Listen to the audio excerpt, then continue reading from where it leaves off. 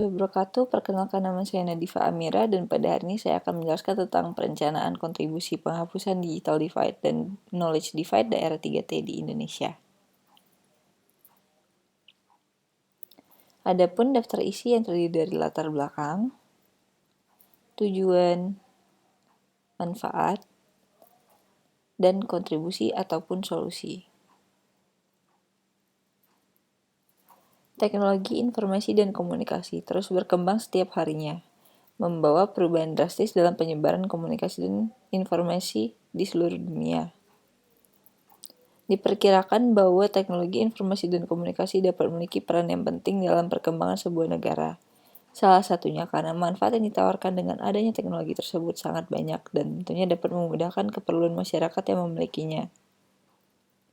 Indonesia termasuk ke dalam salah satu negara yang terus berupaya untuk mengembangkan teknologi informasi dan komunikasinya. Namun, tidak dapat dipungkiri bahwa teknologi informasi dan komunikasi masih sangat terbatas di beberapa wilayah di Indonesia. Hal tersebut umumnya terjadi di pedesaan yang sulit dalam mengakses teknologi. Hal tersebut menyebabkan perbedaan besar yang berdampak kepada kehidupan antara wilayah yang terbatasi dengan wilayah lainnya yang terbilang lebih maju atau modern di Indonesia.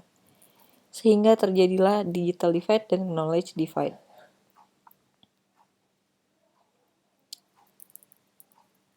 Digital divide adalah sebuah bentuk dan kondisi kesenjangan di antara masyarakat yang memiliki pengetahuan terhadap teknologi digital dengan masyarakat yang tidak tahu sama sekali ataupun buta teknologi.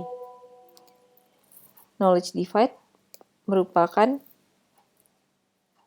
kesenjangan pengetahuan di masyarakat sehingga dapat menyebabkan persaingan pengetahuan serta skill masyarakat di era globalisasi.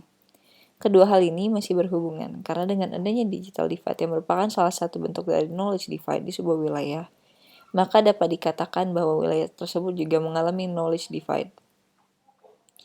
Sebagai contohnya, di Indonesia, terdapat survei dari Asosiasi Penyelenggara Jasa Internet Indonesia atau APJI, di mana pengguna internet di Indonesia pada kuartal 2 2020 mencapai 196,7 juta.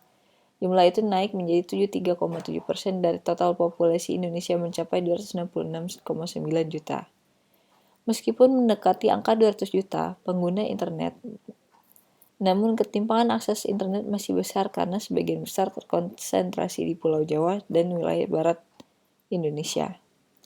Pulau Jawa menyumbang 56,4% dari total populasi pengguna internet di Indonesia, disusul dengan Pulau Sumatera yang menyumbang 22,1% dari total populasi, sedangkan di wilayah tengah seperti Sulawesi menyumbang 7%, kemudian Bali di Nusa Tenggara 5,2%, dan kontribusi paling kecil berasal dari wilayah timur Indonesia yakni Maluku, Papua yang hanya menyumbang 3% dari total populasi pengguna internet di Indonesia.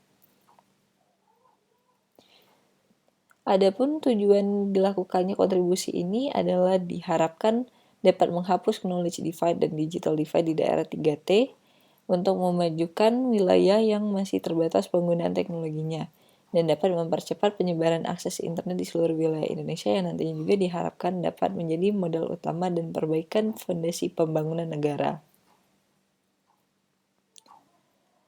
Manfaat dari kontribusi ini bagi daerah 3T yaitu adalah penyebaran informasi yang cepat dan merata di seluruh wilayah Indonesia, menambah wawasan masyarakat mengenai perkembangan di dunia, komunikasi antar masyarakat dapat terjalin secara luas dengan jarak jauh.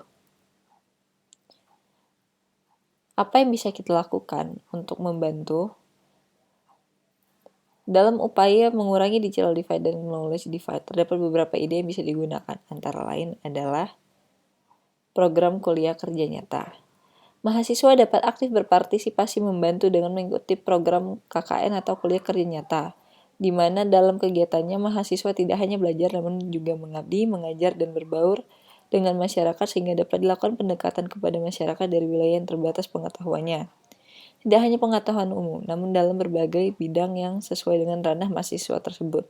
Contohnya, mahasiswa yang berada di bidang IT, teknologi, di mana mahasiswa tersebut dapat mengajarkan dan memperkenalkan pengetahuan TIK kepada masyarakat tersebut. Yang kedua itu mengikuti program volunteer. Selain KKN, terdapat banyak kegiatan lain seperti contohnya di Universitas Sriwijaya terdapat Unsri Membaca. Hampir sama dengan KKN, di sini mahasiswa dapat melakukan pendekatan kepada anak-anak di daerah yang masih terbatas pengetahuannya agar mendapatkan ilmu yang setara dengan anak-anak di wilayah lain.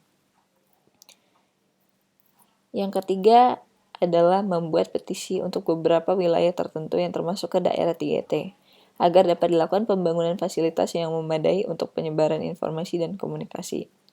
Dapat diawali dengan pengembangan telekomunikasi seperti mendirikan wartel dan warnet.